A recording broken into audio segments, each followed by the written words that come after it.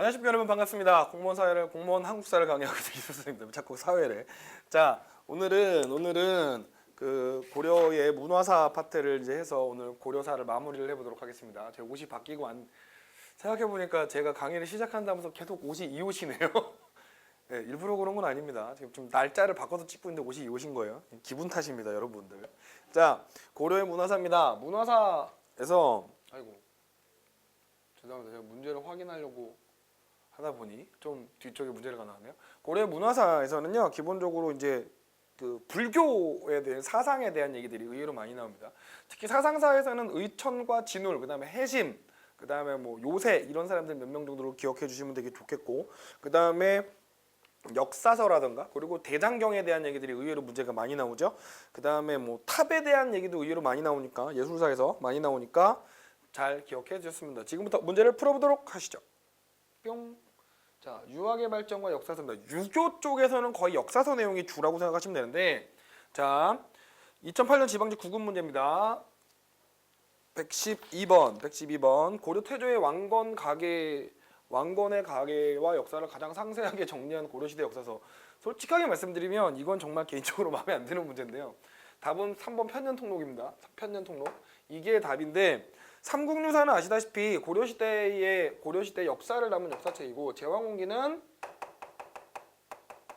이규보가 썼죠. 당군신화에서부터 고려시대 역사까지를 쭉 정리한 책이고요. 그 다음에 본초 편년 강목은 그 태조 왕건의 할아버지였던 증조 할아버지였던, 이제 나중에 추증돼서 문덕대왕이라고 하는데, 문덕대왕서부터 고려 24대의 원종까지의 역사를 기록한 역사책입니다. 그러니까 강목체의 강목체 사서로 평가받고 있는 거. 편년통제 같은 경우에는 고려시대 그 세서를 보시면 알겠지만 고려시대 사서인지 알 수 없지만 12세기에 다시 증부판으로 속편년통제를 만들었다. 기본적으로 여러분들이 이거에서 고려의 왕건과 역사를 가장 상세하게 정리한 고려시대 역사서, 이런 문제들은 솔직히 말하면 틀리라고 내는 문제들입니다. 틀리라고. 이거 솔직히 맞추기 힘든 문제시죠? 그러니까 여러분들이 이런 문제는 뭐 달달달 외운다고 생각하지 마시고 참고하십시오. 이런 문제들은 맞추려고 애쓰는 문제가 아닙니다. 자, 그 다음에 넘어가죠. 114번. 개인적으로 좀 이게 난이도 상짜리 문제들은 좀 이렇게 좀 너무 생뚱맞거나 너무 지엽적인 문제들이 좀 많아서 문제를 푸는 제 입장에서 좀 짜증나는 문제들이 많네요.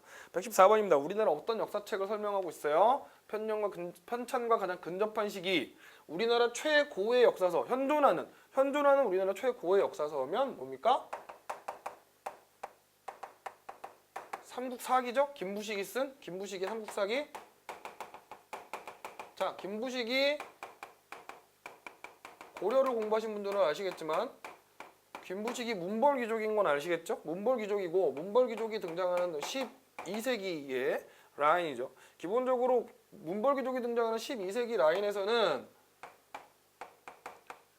거란의 침입이 10에서 11세기에 이미 있었고, 그 다음에 여진 금의 침입이 금나라의 침입이 12세기 때 있었죠. 그래서 요나라의 성종은 여러 차례에 걸쳐서 고려에 침입했다. 네, 요나라 성종이 고려에 침입한 거. 자, 거란이죠. 요나라는 거란족이니까 침입한 거는 아까 전에 말씀드렸지만 거란의 침입은 약 10에서 11세기에 세 차례에 걸쳐서 침입하게 됩니다. 그래서 보통 10세기 후반에서 11세기 초에 침입하게 되죠. 그러니까 이 시기, 삼국사기의 시기와는 12세기인 삼국사기의 시기와는 맞지 않고요. 묘총 등의 친제 권한과 금나라 정벌을 중했다. 이게 이제 김부식의 삼국사기에 연결되는데요. 김부식은 묘총의 서공천도 운동을 토벌한 토벌 대장입니다. 대장. 그러니까 요거를 체크하시면 되겠고, 참고로 김부식의 삼국사기가 편찬된 연도는 1145년입니다. 연도를 꼭 외운다기보다는 기억은 해두십시오. 그냥 이렇게 12세기라는 것만 사실은 기억해서 사실 무리 없습니다. 고려는 수도를 강화도로 옮겼다. 수도를 강화도로 옮긴 건 언제예요? 대몽항쟁 때죠. 그러니까 정확하게는 무신정권의 최충원의 아들이었던 최우 때. 이거 연도 좀 외우기 쉬운데 1232년입니다. 1, 2, 3, 2. 1232년에 연도를 옮기고요. 그 다음에 쌍성총관부를 무력으로 철폐한 거는 공민왕 때죠. 공민왕 때, 그러니까 14세기 중반쯤 됩니다. 14세기 후반 1392년에 조선이 건국되니까 14세기 중반쯤, 그래서 1356년 정도에 쌍성총관부를 수복합니다. 그러니까 여기서 해당되는 거는 당연히 문제 자체는 어렵지 않죠. 김부시기의 삼국사기인 걸 알면 묘총의 서경천도운동하고 연결하는 것은 삼국사기 문제에서 굉장히 중요한 포인트니까 잘 기억해 주시면 합니다. 자, 다음 문제 가죠. 제가 오늘 컨디션이 좀 안 좋았는데 아까 전에 전 시간까지 좀 안 좋았는데 이번 시간에 좀 좋아졌네요. 자, 그에 관한 옛 기록은 역사서의 성원입니다. 사건에 빠진 것이 있으므로 이로써 군우가 착하고 약함, 신하의 충성됨과 사특함, 나라의 안전함과 위태로운 백성의 다스리는 어지러움을 모두 펴서 드러내 권하거나 징계할 수 없다. 그러므로 마땅히 재능과 학문에 식견을 겸비한 인재를 찾아서 권위 있는 역사서를 완성하여 만대에 전하여 빛내기를 해와 별처럼 하고자 한다. 이거는요, 삼국사기 서문입니다. 삼국사기 서문이고요. 삼국사기의 서문에서 여러분들이 만약에 이걸 삼국사기 서문을 읽어보지 않고 문제를 푸신데 이걸 어떻게 풀까 싶으시면 기본적으로 고려시대의 역사책에서 가장 중요하고 우리가 보통 이제 그 지문으로 보게 되는 역사책은 삼국사기 아니면 삼국유사입니다. 이 두 개가 거의 대부분이거든요. 삼국사기에서는 특히 그리고 삼국사기가 갖는 거의 재밌는 되게 특징적인 거는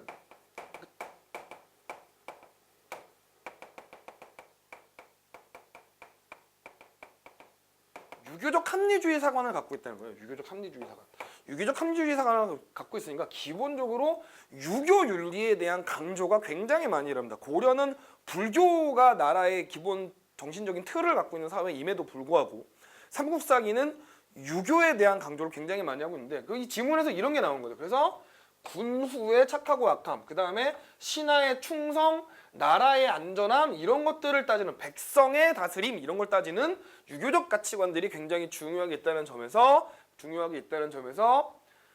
나오는 거죠. 그런데 이제 문제는 또 한 번 비트입니다. 이 역사서가 삼국사기인데 이 역사서가 가장 유사한 소설 방식이니까 삼국사기는 기전체 소설 방식의 역사서죠. 그래서 우리가 기, 사, 이렇게 이런 식으로 가는 기전체 방식의 역사서인데 기전체 방식의 역사서는 고려시대의 고려사입니다. 내용 수업을 이제 들으시다 보면 고려사에 대한 언급이 되게 많이 나오는데요.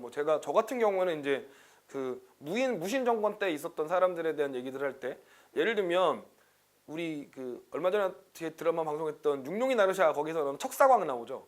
그분이 척충경의 후세로 나오는데 척충경은 고려사의 간신열전에 올라 있는 사람입니다. 그러니까 사, 기, 열전 이렇게 해서 이런 식으로 나눠져 있는 역사체계 방식을 우리가 기전체라고 하는데 기전체는 고려사가 기전체고요. 나머지 동국통감이나 고려사 저료나 구훈왕조실록 같은 경우에는 편년체 역사책입니다. 다 나머지들은 뭐라고요? 편년체의 방식을 띠고 있는 역사 순서도, 그러니까 날짜 순서대로 사건을 나열하는 편년체 방식의 역사서를 가지고 있습니다. 여기에 이왕 말이 나왔으니까 기전체 방식의 사서들을 몇 개 정리를 좀 해볼까요? 기본적으로 기전체 방식의 사서는 당연하겠지만 삼국사기가 있고요. 정리를 좀 해봅시다. 여러분 필기하실 분들은 필기하시고 그 다음에 한치윤이라는 사람이 쓴 고려 역사라는 책이 있고 해동역사 죄송합니다. 해동역사라는 책이 기전체 방식이고 그 다음에 이종이라는 사람이 쓴 동사라는 책이 있고요. 똑같은 이름으로 허목이라는 사람이 쓴 동사라는 책이 있습니다. 그러니까 여기서 한자가 달라요. 동자는 다 이 동자인데 사자 이종이의 동사는 역사사자를 쓰고 있고요. 이 허목의 동사는 같은 동자에 사실할 때 사자, 사자를 쓰고 있습니다. 이렇게 차이가 나고 그 다음에 오운이라는 사람이 쓴 동사찬요라는 책이 있습니다. 동사찬요. 동사찬용 이런 책들이 기존체 방식의 역사책인데 여러분 별로 중요한 책들은 아니라 다 이 책들은 그리고 특징이 다 조선 후기에 등장하는 개인들이 만든 역사책들이라는 게 포인트죠.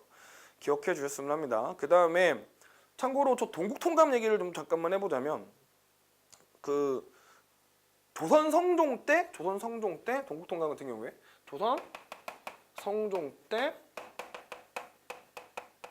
서거정이 쓴 역사책이죠. 기본적으로 뭐 그래서 네 통감 형식의 자치통감하고 자치통감 강목이라는 책을 절충해서 만든 책이고 그 다음에 300가 동국통감 같은 경우에는 그 382편의 사록이 있고요. 사론이라는 게 존재하고 있고 그 다음에 사실에 대한 나름의 판단들을 하고 있고 그 다음에 선악 판단들이죠. 이게 옳은 일이다 그런 일이 돼야 되는 판단을 하고 있고 또 하나에 이 동국통감은 중국에 대한 4대 사상이 굉장히 많이 있는 책이고요. 그리고 유교윤리, 강상윤리라 그러는데 우리가 3강 5륜의 윤리를 굉장히 강조하는 역사책입니다. 그래서 성종 때 지어진 책이니까 그 성종 때 사림이 등장하면서 그 사림의 정치적 입장을 강조하려는 입장에서 만들어진 역사책이라고 보시면 되겠습니다. 제가 한 말이 좀 말이 빠르시겠지만 좀 알아두셨으면 좋겠고요. 자, 그럼 다음 문제 가겠습니다. 이번 시간에 풀 문제가 좀 많아서 빨리 넘어갈게요. 다음 118번입니다. 다음 글의 지은이에 대한 설명으로 옳지 않은 거. 동명왕의 동명왕편이죠. 동명왕편 이거 누구예요? 이규보라는 사람이 쓴 동명왕편입니다. 기본적으로 이규보는 최충원에게 발탁받아가지고 관직을 한 사람이죠. 그러니까 최씨 무인 정권하에서 관직 생활을 했다는 맞는 얘기고요. 그 다음에 유교, 불교, 도교 등의 민간 신앙을 포용했다. 이것도 사실은 맞는 말입니다. 그러니까 기본적으로 그러니까 이 이규보가요. 나중에 그러니까 강화도에서 만들어지는 팔만대장경, 제주대장경에 서문을 쓰기도 합니다. 이규보가 제주대장경에 서문을 쓰기도 하고요. 그 다음에 뭐 기본적으로 유교주의적인 사상을 갖고 있는 유교 학자고요. 그래서 뭐 굉장히 도교 신앙이나 민간 신앙에 대해서 굉장히 유연한 시각을 갖고 있습니다. 지은이니까요. 이규보에 대한. 그 다음에 삼국사기에 반영된 신라 계승의식을 비판했다. 당연하죠. 왜냐면 동명왕편이잖아요. 애초에 동명왕편이니까 이거는 누구를 그러니까 고구려의 주몽에 대한 이야기죠. 그러니까 당연히 기본적으로 고구려 계승의식을 중심으로 가고 있다는 것도 기본적으로 아셔야 될 포인트입니다. 그 다음에 그리고 맨 마지막에 뭐가 틀렸어요? 이 동명왕편은 주몽에 대한 설화를 중심으로 가고 있기 때문에 단군 신화 얘기가 없습니다. 따라서 단군 계승의식을 반영했다라는 것은 틀린 표현이 되겠죠. 단군 계승의식을 반영했다는 건 틀린 표현이 되겠습니다. 그래서 다음 문제를 어디 갔니? 이렇게 보시면 될 것 같고요. 자, 다음 문제 가시죠. 121번입니다. 다음 서적들에 대한 설명 중 옳지 않은 겁니다. 해동고승전이 나왔고 동명평, 제왕문기 이렇게 나왔네요. 자, 해동고승전은 삼국시대 이래 여러 고려시대까지 승려 30여 명의 개통을 밝힌 책이다. 이 문제는 난이도가 중짜리인데 사실은 좀 애매하게 나온 문제입니다. 그러니까 답이 1번이거든요. 답이 1번. 근데 정확하게 해동고승전에 대해서 잠시 말씀을 드리자면 기본적으로 해동고승전은 삼국시대 이래부터 고려시대까지의 승려에 대한 책이 맞아요. 삼국시대부터 고려시대의 승려를 기록한 책입니다. 승려에 대한 그런 그 여러 가지를 기록한 책이 맞는데 지금 실제로 해동고승전에서 현존하는 부분은 어디냐면 삼국시대의 승려 30여 명에 대한 것만 남아 있습니다. 그러니까 누가 없어요? 고려시대 승려는 남아있지 않아요. 하지만 해동고승전의 맨 처음 그 서문 같은 걸 보면 고려시대까지의 승려를 했다라는 기록이 분명히 나와 있기 때문에 고려시대까지 승려를 했다라고 이게 지금 옳지 않은 틀린 거로 나왔거든요. 틀린 걸로. 근데 정확하게 해동고승전은 삼국시대 이래 고려시대까지의 승려 30인에 대한 개통을 밝힌 책이 아니라 전기입니다. 전기. 그러니까 그 위인 전기 같은 거죠. 위인 전기. 그래서 도대체 이 책이 이게 틀렸다고 하는데 어디가 틀린 것인지에 대해서 좀 애매합니다. 그러니까 고려시대까지 해서 실제로 현존하는 게 삼국시대의 승려니까 고려시대가 있다는 말을 틀렸다고 얘기를 하는 건지 아니면 개통을 밝혔다라는 말이 미스라고 표현을 한 건지 좀 애매한 부분이 있습니다. 그래서 처음에 이게 문제가 나왔을 때 그 2013년도 2014년도 사회복지직 문제 나왔을 때 제 여러 선생님들 제가 아시는 여러 선생님들에게 저도 이렇게 문의를 하면서 문제를 연구를 하는데 굉장히 선생님들끼리도 격론이 벌어졌던 문제입니다. 결론은 애매하다. 이런 문제를 냈을까 싶은 거죠. 자, 그다음에 이규보의 동명왕표는 이규보가 쓴 책이고 고려건국 영웅인 동명왕을 친송한 씨가 맞고요. 제왕궁기는 단군서부터 가서 맞는 거고요. 동국통감은 고조선부터 고려 말까지를 얘기한 편년체사서. 아까 전에 말씀드렸지만 서거정이라는 사람이 썼다 그랬죠. 그래서 1485년에 쓴 책이고. 자, 이 세 개가 맞는 거라 얘가 틀리단데 좀 애매합니다. 많이 애매합니다. 정확하게는 삼국시대인데 정확하게는 고구려 소수리망 때부터의 승려들 30명에 대한 그리고 소수리망 때부터 고려 고종 때까지의 승려들 약 9세기 동안 한 1000년 동안의 고승들을 망라한 책입니다. 그래서 당연히 고려까지라는 진술이 같기 때문에 좀 애매하다고 말씀드렸죠. 개통을 밝혔다는 것도 좀 애매하고 그래서 선생님들 사이에 굉장히 논란이 있었던 지문입니다. 개인적으로 수능 같은 거에서 이렇게 지문이 나오면 진짜 쌍욕 먹겠죠. 일단 알아는 두십시다. 난이도 자체는 어려운 난이도가 아닙니다만 문제를 애매하게 만들어서 약간 오류라고 할까요? 약간 좀 문제가 있었던 문제라고 볼 수 있습니다. 자, 다음 문제죠. 123번. 기본적으로 고려시대 역사소설에 대한 설명으로 옳지 않은 겁니다. 고려 초부터 역대 왕의 치적을 기록한 실록을 편찬했다. 그리고 이거를 고려시대 초에 고려사를 편찬할 때 참고자료로 사용했다. 이 고려시대 초서부터 역대한 등의 치적을 기록한 칠록, 이거 우리가 보통 7대실록이라고 하는데요. 7대실록이라고 하는데 실제로 있었죠. 그리고 실제로 고려사를 편찬할 때 참고자료로 사용된 것도 맞고요. 그런데 현재로 이 7대실록은 남아져서 전해져 내려오질 않는데 왜 그러냐면 임진왜란때 소실됩니다. 그래서 이 책은 남아있지 않습니다. 그 다음에 의종 때 김관의가 편년통록을 편찬해서 태조왕건의 가계를 서술했으나 현재는 남아있지 않다. 이 말도 맞습니다. 아까 전에 문제에서도 있었죠. 태조왕건의 가계를 서술한 책. 편년통록 있었죠. 기억해 주십시오. 자, 남아있진 않습니다. 그 다음에 맞고요. 그 다음에 민지가 편찬한 본초 편년 강목에는 성리학적 역사소설 의식이 많이 반영돼 있다. 기본적으로 최초의 강목체 소설, 강목체 역사처 책이라고 불리는 책인데 이거는 성리학적인 역사소설 방식이 반영돼 있는 게 맞습니다. 기본적으로 성리학자니까 이 민지라는 사람 자체가 충수광 때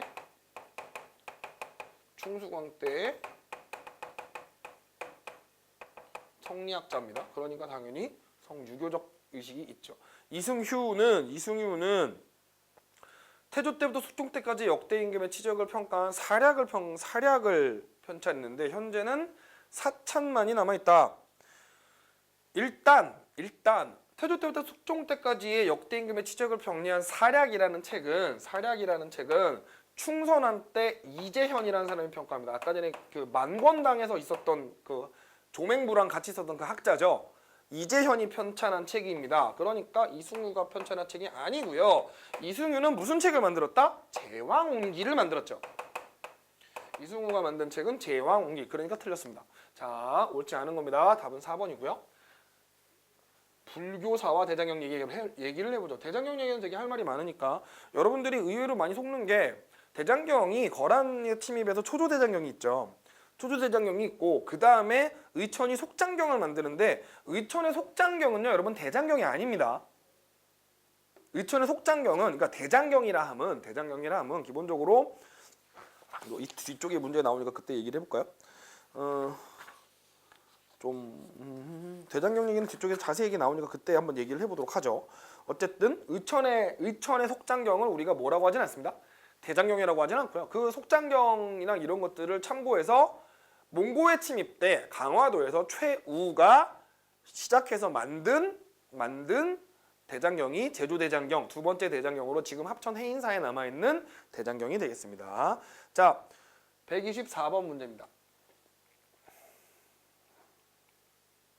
고려시대 국가불교가 발전한 사실과 관련된 내용으로 옳은 거. 승과를 실시했다? 맞아요. 그 다음에 법계를 부여했다? 맞아요.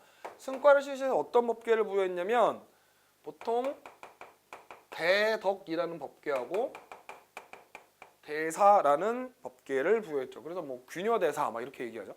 그 다음에 팔관회와 연등회가 성대에 거행됐으며 왕이 보살계를 받는 보살계 도량이 별도로 열렸다. 이 얘기도 맞는 얘기입니다. 왕이 불교의 귀함을 알리는 보살계죠. 승정을 담당한 승록사라는 기구가 있고 승군을 조직되어 국방의 일익을 담당해서 승군 조직된 거 대표적인 게 어디예요? 윤관의 별무반이 신기군, 신보군, 그 다음에 항마군이 있어요. 별무반에 신기군, 신보군, 항마군. 이 항마군이 승려들로 조직된 승군이죠. 그러니까 당연히 국방의 일을 담당하는 거 맞고요. 현존하는 팔만대장경은 대부분 해인사에서 제작된 게 아니라 해인사는 나중에 옮긴 거죠. 해인사는 나중에 옮겨진 겁니다. 제작은 어디서 했어요? 제작은 강화도에서 몽고 침입 때 강화도에서 제작을 했죠.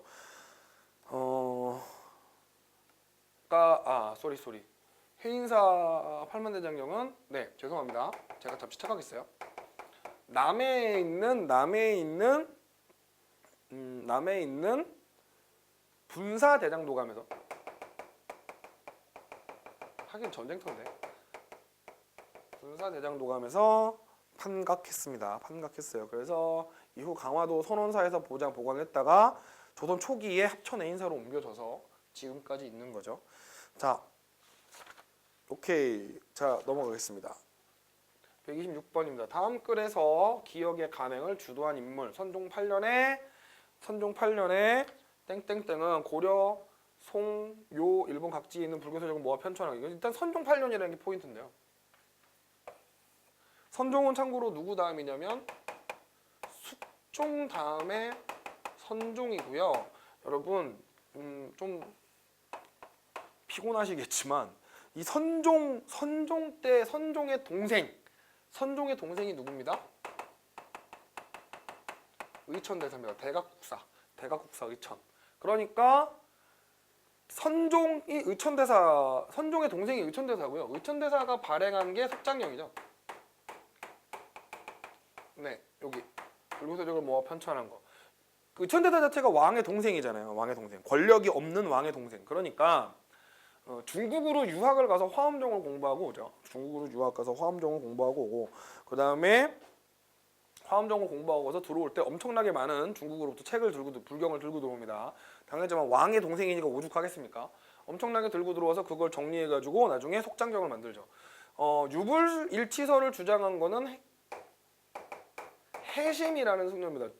진울의 제자죠. 진울의 제자고. 그 다음에 만덕사에서 백년결사를 만든 건 백년결사는 요새라는 사람이 제창한 거죠. 참고로 수선사에서 진울이 있고요. 수선사에서 진울이 신앙결사 운동을 수선사 신앙결사 운동을 하고 참고로 요때는 언제냐면 무신정권기입니다. 무신정권. 그리고 특히 최충원의 비호를 받아가지고 이 신앙결사 운동이 나름 성과를 갖게 되는 거죠. 자, 그 다음에 흥왕사를 근거로 삼아 화엄종 중심의 교정통합운동을 했다. 이게 맞는 얘기 되겠죠. 흥왕사. 정해쌍수와 도노점수는 여러분 정해쌍수하고 도노점수는 진울이 얘기하는 선교일치의 사상입니다. 선교일치의 사상. 자, 다음 문제 가시죠. 뿅 130번입니다. 그는 흥왕사를 방금 전에 문제 있었던 거죠. 흥왕사를 근거지로 삼아 화엄정을 중심으로 교정을 통합하려 했다. 누구요? 누굽니까? 예. 이거는 천태종 창시했으면 답 나온 거죠. 이거는 대각국사 의천이고요. 그 다음에 그는 성대모전의 자리에서 도로가 독경과 선수연 노예에 휩쓰는 수신사 결사운동이죠. 수신사 결사운동 누구요? 진울이요. 진울. 교화선의 대립을 극복하고 성교일치 사당을 완성했다 이렇게 나왔습니다. 그러니까 가는 교강겸수를 주장하는 건 네, 의천대사가 맞습니다. 교강겸수하고 정해쌍수인가?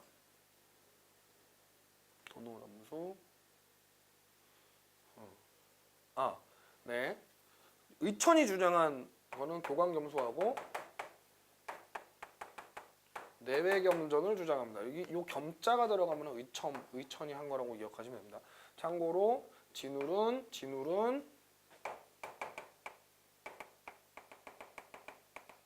정해쌍수하고 도노점수를 주장하죠. 이 뒤에 숫자 들어간 거 보시면 의천인 거 알 수 있습니다. 진울인 거 알 수 있습니다. 자, 나종파는 성리학 이해의 토대를 마련했다. 성리학 이해의 토대를 마련하는 건 해심이죠, 해심. 유불선 일치선. 물론 뭐 그렇긴 합니다만. 자, 일단 얘는 맞긴 맞아요. 유불차 왜 그러냐면 해심은 누구 제자? 진울의 제자입니다. 진울의 제자. 그래서 성리학의 토양. 제자 맞나? 어쨌든 진울에 이어가지고 종파를 이은 선종을 이은 사람이죠. 그 다음에 가는 문벌귀족 나는 무신정권의 후원을 받다. 맞는 얘기입니다.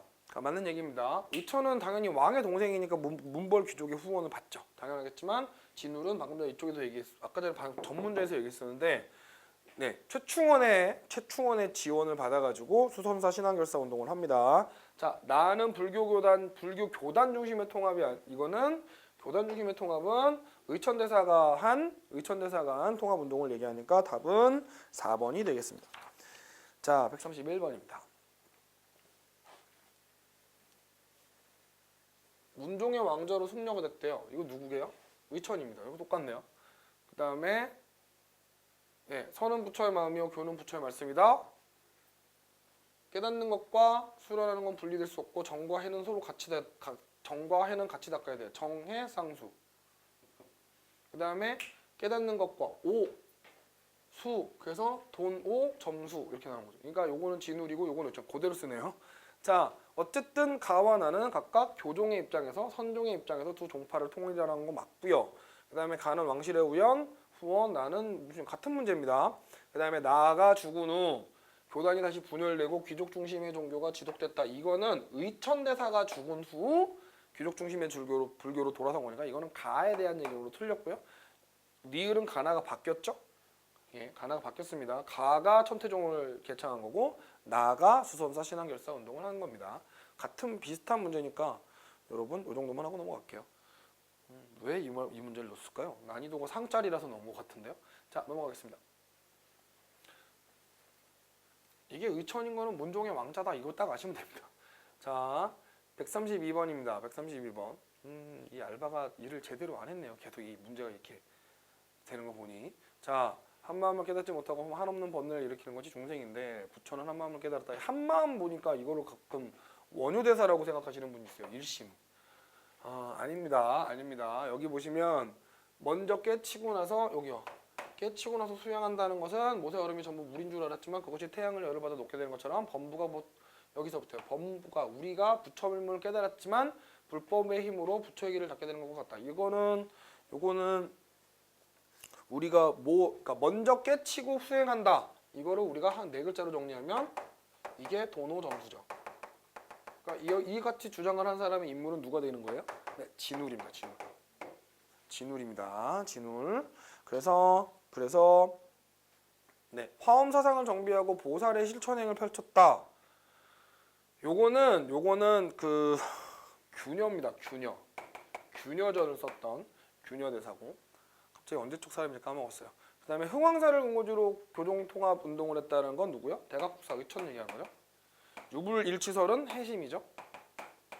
그러니까 수선사 결사 운동이 진울. 그러니까 답은 2번입니다. 어려운 문제 아닙니다. 어려운 문제 아닙니다. 이 정도면은 충분히 푸실 수 있어야 돼요. 자,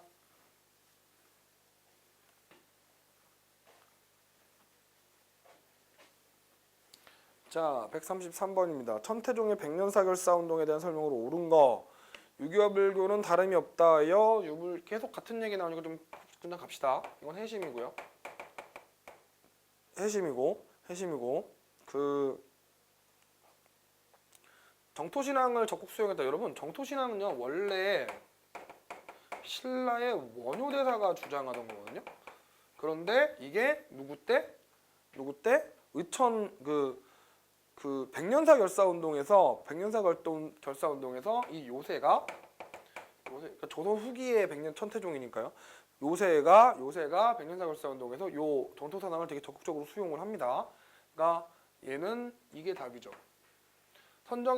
선정과 지혜를 함께 닦을 걸 강조하는 건 진울이고요. 진울. 그래서 정해쌍수 그러죠.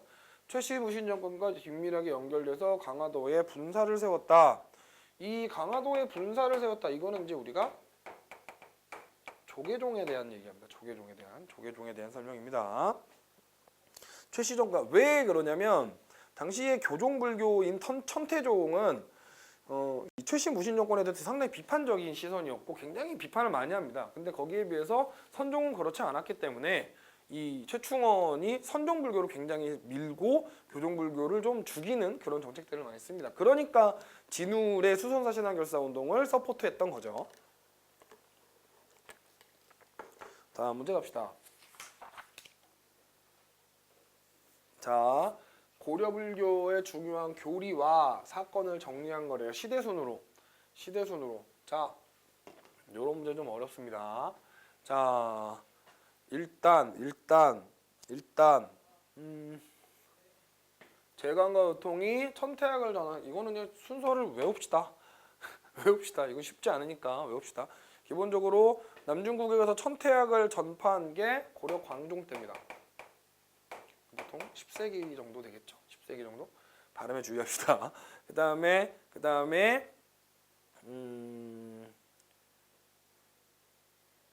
해동 천태종 창시한 게 누구예요?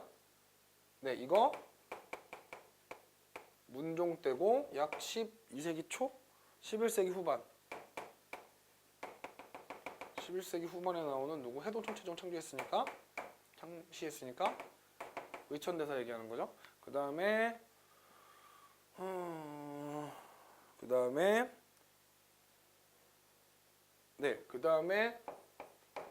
교종의 화엄사상을 흡수해 선종을 중심에 두고 교종의 교선 통합을 한 거니까 이거는 진울이죠. 진울 무신정권 시대니까 몇 세기? 12세기 후반. 최충원 때니까 아직 몽고의 침입이 일어나기는 전입니다. 몽고 침입 전. 그 다음에 몽고와의 전쟁 중에 요거죠. 최우 때, 그죠? 13세기 초에 최우가 일어납니다. 그러니까 1번, 2번, 3번, 4번, 요게 5번이 되겠네요.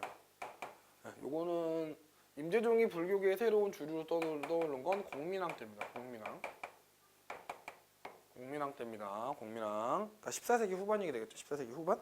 그러니까 답은 디귿, 리을, 기역, 미음, 니은이 되니까 3번이 되겠네요. 어려운 문제는 아닙니다. 순서를 특히 이 니은 같은 경우를 보고 좀 당황하셨을 텐데 여기서는 다 포인트들이 있죠. 일단 맨 처음 시작인 이 디귿이 좀 어려워서 요거를 고르시기가 힘드셨을 텐데 기역 아니면 디귿이니까요. 그런데 기역은 당연히 천태종이 얘보다 앞이거든요. 그러니까 디귿이 앞이라는 걸 알 수 있습니다. 그것만 알면 사실은 문제는 어렵지 않죠. 문제는 어렵지 않죠. 보기 때문에 풀 수 있는 문제지 내용 순서로 진짜 다 분류하라면 굉장히 어려운 문제인데 보기를 보고 판단할 수가 있으니까 좀 그나마 풀만한 문제가 되는 거라고 생각하시면 되겠습니다. 자, 해마다 이렇게 한 문제씩 어려운 게 나오더라고요. 자, 137번입니다.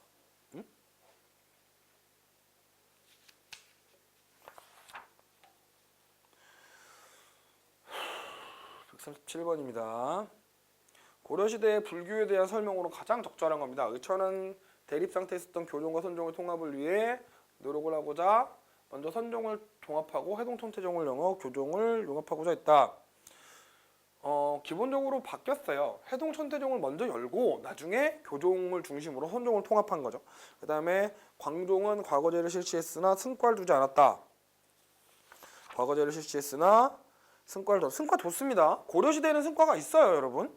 기억을 하셔야 돼요. 그러니까 승과에 합격한 승려에게 법계를 줬죠. 그 대덕과 대사라는 법계를 줘가지고 지위를 올렸죠. 그리고 이 광종 때 등장하는 승려가 아마 규녀일걸요.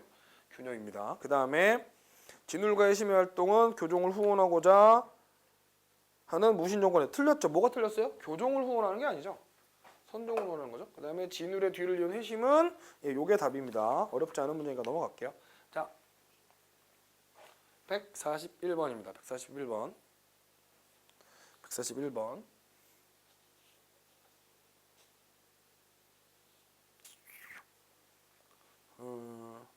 141번입니다. 141번. 자, 다음은 고려시대 특정 사상에 대한 내용이다. 이와 관련된 사실을 보기에서 모두 고른 것.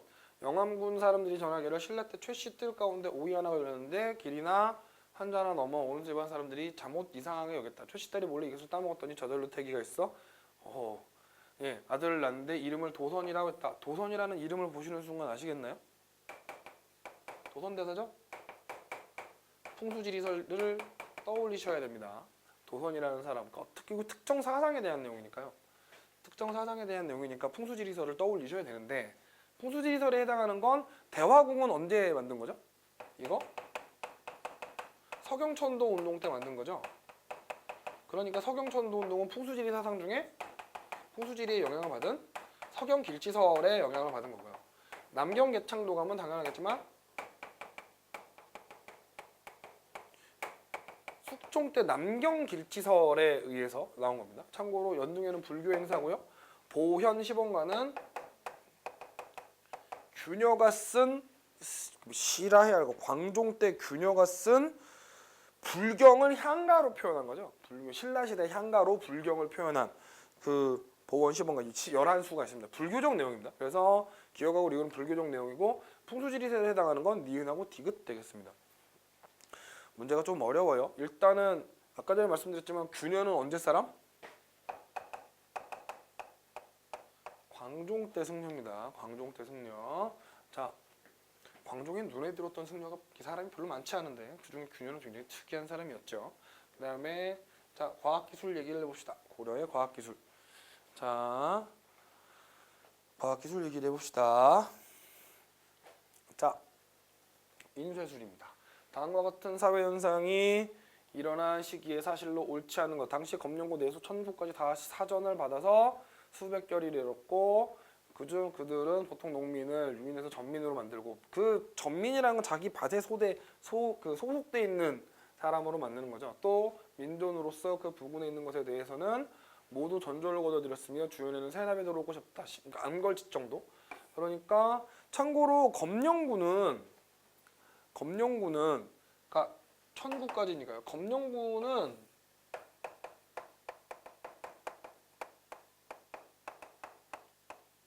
원나라 공주의 시종을 검령구라고 부릅니다. 원나라 공주의 시종을 부르고 내수는 원나라에서 환관을 하는 고려 출신의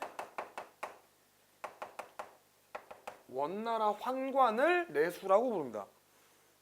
고려인 환관을 내수라고 부릅니다. 그러니까 이런 애들까지 와갖고 대농장을 만들어서 한다는 거죠. 그러니까 옳지 않은 겁니다. 그러니까 다 언제예요? 다 언제?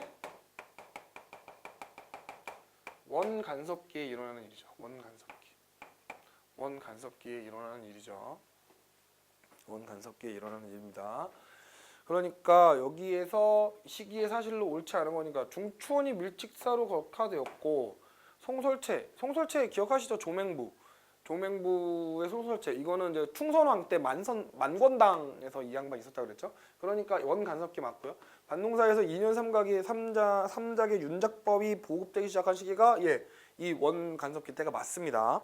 그 다음에 최초의 금속 활자로 인쇄한 의뢰사가 발견되는 거. 최초의 금속 활자는요.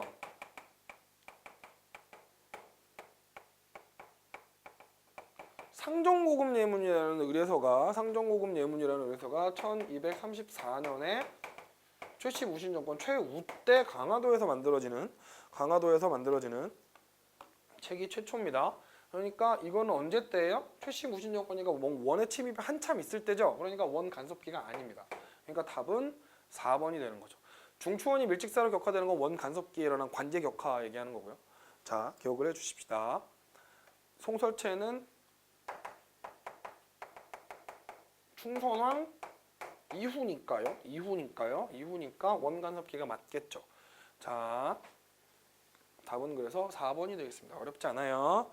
문제 난이도는 상입니다만 그리고 겸용구나 내수라는 표현들은 좀 기억을 해주시면 문제 푸시기 좀 편할 것 같네요. 자, 고려시대의 금속활자에 대한 다음 설명 중 옳지 않은 겁니다. 금속활자. 자, 금속활자는 아무래도 목판 인쇄보다는 여러 종류의 책을 쉽게 찍을 수 있겠죠? 그죠? 그 다음에 고종 21년에 1234년 아까 전에 말씀드렸지만 최우 때죠. 상정고급 예문을 인쇄했다는 기록이 있고요. 그 다음에 3번이 틀렸죠. 프랑스에 있는 직지심체 요절, 직지심경 우리가 보통 이렇게 얘기하는데 직지심체 요절은 청주 용두사가 아니라 흥덕사에서 가능한 겁니다. 난이도가 있다면 요래서 있는 거죠. 청주 흥덕사에서 가능한 거고 그 다음에 서적원을 설치해서 활자의 주조와 인쇄를 맡겠다 맞는 얘기고 직지심체 요절은 구텐베르크의 금속 활자보다 시기가 빠르죠. 당연히 빠릅니다. 그러니까 이게 직지심체 요절이 1377년에 만들었다고 보통 이제 우리가 그 우왕 때 만들었다고 얘기를 하는데 구텐베르크의 금속 활자는 1600년대, 그러니까 1500년대 16세기 후반에 만들어지는 금속 활자입니다. 16세기 후반 그 마틴 루터의 종교개혁 때 비슷하게 만들어진 활자죠. 그래서 루터의 종교개혁이 크게 성공할 수 있었던 요인 중에 하나가 이 구텐베르크가 개발한 금속 활자를 통해서 그 루터가 번역한 독일어 성경이 전 유럽으로 퍼져 나갔기 때문에 그렇다는 얘기가 있는 거 아시죠? 알아두셨으면 합니다. 자, 넘어갈게요. 145번입니다. 145번. 다음 역사적 사실들을 시대 순서로 가장 적절하게 나열한 겁니다. 가장 오래된 거니까 이게 자, 상정고급 예문은 언제? 상정고급 예문은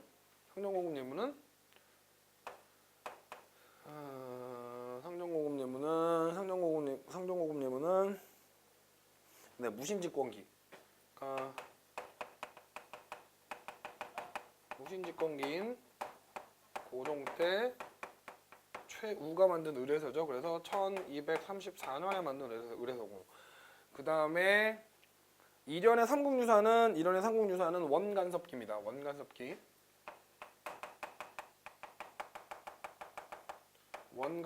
때 그 충렬왕 때 만든. 그래서 얘는 1283년인가에 만든 책입니다. 1283년.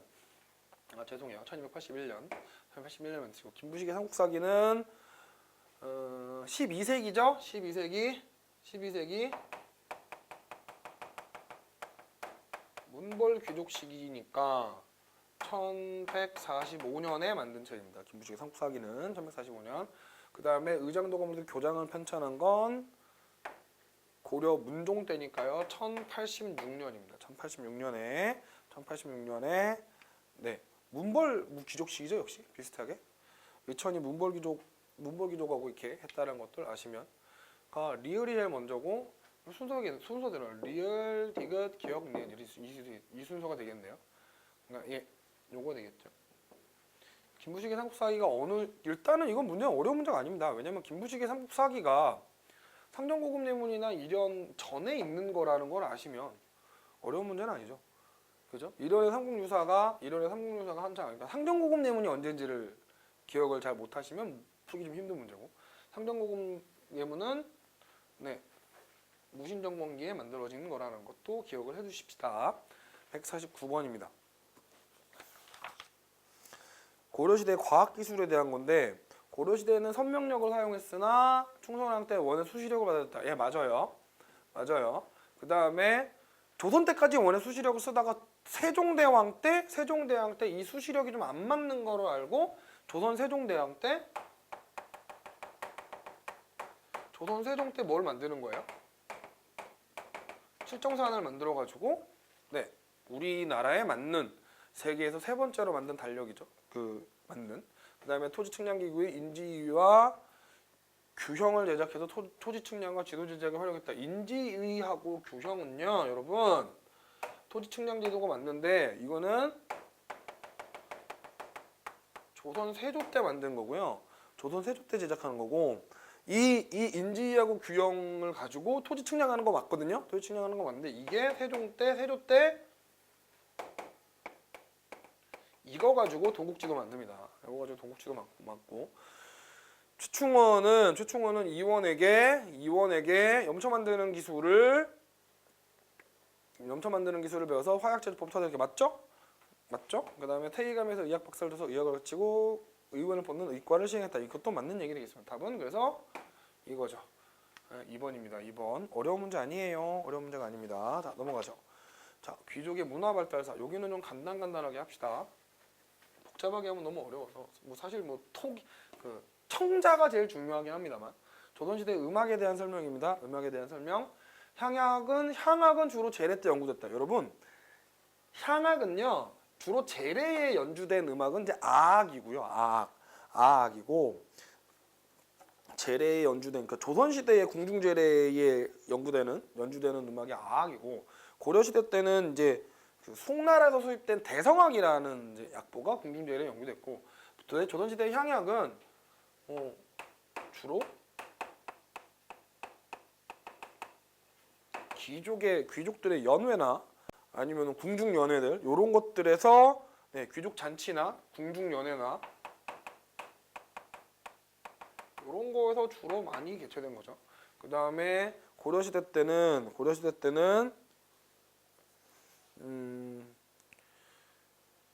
동동, 악지, 오산관 등이 창작 유행됐다. 이거 맞는 거죠? 고려시가죠. 네, 한림별곡 여기도 나오고. 자, 그다음에 조선시대는 정간보를 만들어 음악의 원리와 역사를 체계화했다. 조선시대에 정간보를 만들었다. 정간보는 이 정간보를 만든 시점은 세종 때고요. 제가 좀 순간 헷갈렸어요. 정간보를 만든 건 세종 때고요. 음악의 원리와 역사를 체계화한 건 우리가 보통 뭐 얘기하냐면 조선시대 때 성종 때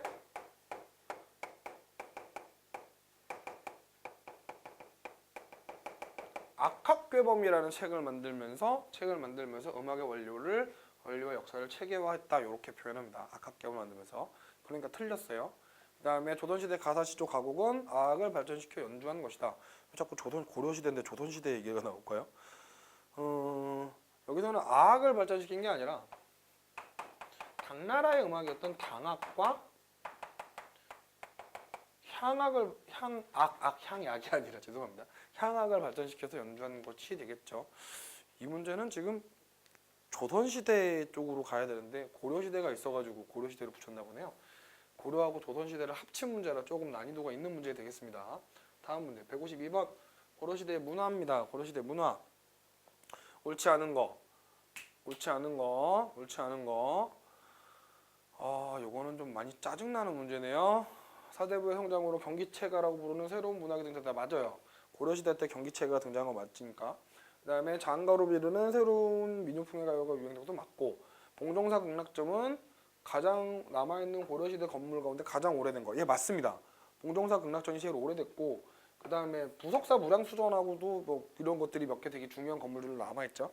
문인화가 등장했으며 김씨의 그림 가운데 한림제선도와 동작연료도 등이 유명하다. 여러분 김씨의 이 한림제설도하고 동작연료도는요 이거 조선 중기 그림이에요. 조선 중기 그림. 16세기 조선 중기 그림. 응? 조선시대 문인화죠. 문인화. 문인화는 고려시대 그림이 아니에요. 이거는 성리학이 발달하고 성리학의 발달에 따라서 그러니까 우리가 보통 남조와 북조화 그러는데 보통 이제 뭐라 그럴까 이민족 문화가 발달한 쪽의 그림들은 화려한 색채와 이런 것들을 그리는 북조화가 발달하는 반면에 남조화 쪽이 그 송나라 라인의 그 뒤쪽에 남조에 그 남송이죠. 남송 이후서부터는 이제 그 매난국중 같은 난을 그리는 그런 남종 문인화가 발달을 하는데 이 문인화는 우리나라에 와서 조선 중기에 들어옵니다. 그래서 요는 굉장히 좀 지엽적인 문제예요.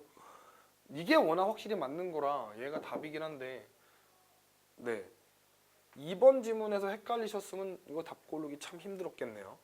그죠? 문인화라는 게 힌트입니다. 고려시대 문화에는 문인화가 있지 않습니다. 잘 기억해 주세요. 자 155번 설명으로 바르지 않은 거. 자 기역 니은 부속사 소조 아미타열의 좌상 하고 고달사지 승탑은 신라 양식을 이어받았다. 여기 보시면 신라 양식이라는 건요 기본적으로 일단 승탑은 사리탑인 거 아시죠? 사리탑. 고승들의 사리를 모셔놓은 사리탑. 그러니까 요 부속사 소조 아미타열의 좌상하고 고달사지 승탑 같은 경우에는 신라말 고려초, 그러니까 신라말 고려초의 작품이라서 신라 양식의 영향을 이어받은 거 맞아요. 그 다음에 니은은 승탑, 사리탑이죠. 이건 선종의 영향을 받은 거 맞고요. 그 다음에 디귿은 월정사 팔각 구충석탑은 여러분 이건 원나라 탑의 영향을 받은 게 아니라 이건 송나라의 영향을 받은 탑입니다. 송나라의 영향을 받은 탑. 그러니까 3번이 틀렸어요. 전부 다 고려시대의 미술품이고요. 광주 충국리 철불이라든가 다 고려시대의 미술품인데 네 원나라의 영향을 받은 탑은 경천사 10층석 탑이죠.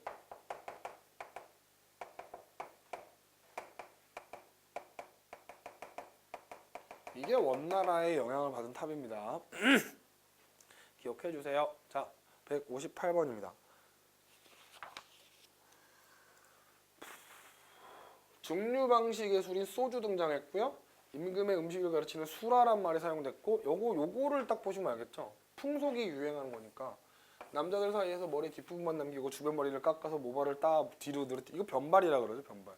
이걸 우리가 뭐라 그러죠? 이 지금 여기 있는 소주, 수라, 변발. 이거 네? 쉽다면 쉽고 어렵다면 어려운 몽고풍입니다. 몽고풍. 예를 들면 연지곤지 찍는 거. 이런 것들이 몽고풍이죠. 그러니까 몽고풍이니까 몽고의 영향을 받았던 상황이니까요. 최충의 구제학당은 문벌귀족 되죠? 그죠? 최충의 구제학당하고 이자겸하고 문벌귀족의 등장에 굉장히 영향을 미치는 사람들이니까 요거는 문벌귀족 시대니까 보통 11세기 얘기하고 김부식의 삼국사기는 서경천도 묘총의 서경천도 운동이 있을 때니까 12세기 얘기. 12세기 후반. 12세기 중반의 얘기고요. 의천의 해동청태종 같은 경우에는 네, 숙종 때죠. 11세기 중후반? 11세기 후반쯤이라고 생각하시면 되겠고. 그다음에 경천사지 10층 석탑? 경천사지 10층 석탑? 요거는 개성의 경천사지 10층 석탑. 요게 이제 충무광 때. 이게 충무광 때 11세기, 14세기입니다. 14세기 중반. 14세기쯤에 만들어지는 거죠. 그러니까 딱 요때는 충무광 때인 경천사지 10층 탑이 되겠죠. 아까 전에 요 전 그림에서도 원나라 탑의 영향을 받은 게 경천사지 10층 탑이라는 말씀을 드렸었죠. 그러니까 몽고풍의 영향을 받는 건 4번. 이 시기 원간섭기라는 걸 알고 원간섭기의 탑이 뭐니? 이렇게 물어보는 겁니다. 자, 160번 보시죠. 이제 얼마 안 남았습니다. 자, 아래 도자기 이거 고려 청자죠? 이게 이제 우리가 흔히 알고 있는 뭐고? 상감청자고 요게 분청사기입니다. 그러니까 좀 레벨 수준으로 따지면 분청사기가 좀 떨어진다고 얘기하는데 가에서 사용된 기법은 나전칠기 수법이죠. 낮은 수법에서 제장을 시작했으며 원간섭기 이후에 퇴조했다. 네, 원간섭기 이후에 퇴조한 거 맞습니다. 이거는 4번지를 보시면은 쉽게 보실 수 있어요. 해설지 보시면 나는 민간에까지 널리 사용됐고 나머지는 맞는 얘기죠. 다채로운 안료가 아니죠. 다채로운 안료를 쓴 거는 상감청자에 대한 얘기고 요거는 보통 네 화백색의 백토 하얀 토기에 하얀 흙에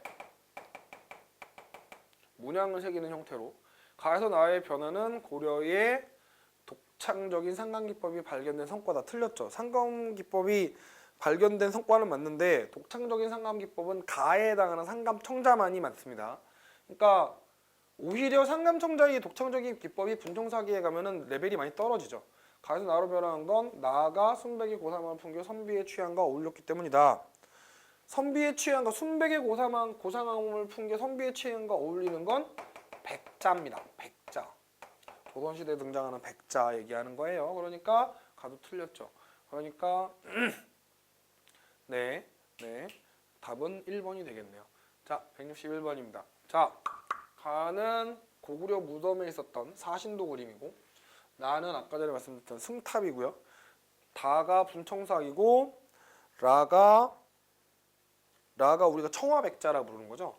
그러니까 이 사신도는 사신도 중에 현무도인데 사신도는 뭐에 영향을 받은 겁니까? 도교 사상에 영향을 받은 거죠. 그러니까 미륵신앙의 상징 땡이죠. 그 다음에 통일신라 시대의 나 이건 승탑인데 승탑은 무슨 불교? 선종불교를 선종불교 얘기할 때 등장하는 거죠. 예, 사리탑. 그러니까 뭐가 틀렸어요? 교종불교가 성행했다는 건 틀린 겁니다.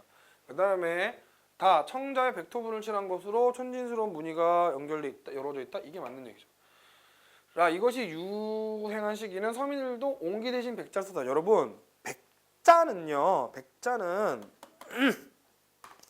그 옹기 대신 쓰인 적은 없어요. 항상 서민들이 쓰이는 그릇은 기본적인 기본은 다 옹기 그릇이에요. 우리가 그 항아리 같은 거요. 백자는 이렇게 더불어 쓰였죠. 옹기와 더불어 쓰였죠. 그러니까 백자를 널리 썼다 이런 정도의 표현은 맞지만 옹기 대신 썼다 이건 틀린 얘기입니다. 이건 틀린 얘기예요. 그러니까 답은 3번이 되겠습니다. 자, 지금까지 고려사를 쫙 정리를 해봤습니다. 그 고려의 사회사, 경제사, 사회사를 1시간 동안 했고 문화사를 1시간 동안 또 진행을 했는데 오늘은 이제 고려사는 끝났고 다음 시대에서부터 조선시대를 얘기를 해봅시다. 조선시대는 워낙 할 얘기가 많으니까 빨리빨리 좀 진행을 하고 문제를 좀 숫자를 좀 줄여야 될 것 같아요. 그래야 웬만하면 20강 안에 우리 근현대사를 다 끝낼 예정이니까요. 네, 고생하셨고요. 1시간 가까이 들으시느라 진짜 수고하셨고 다음 시간에 뵙겠습니다. 수고하셨습니다.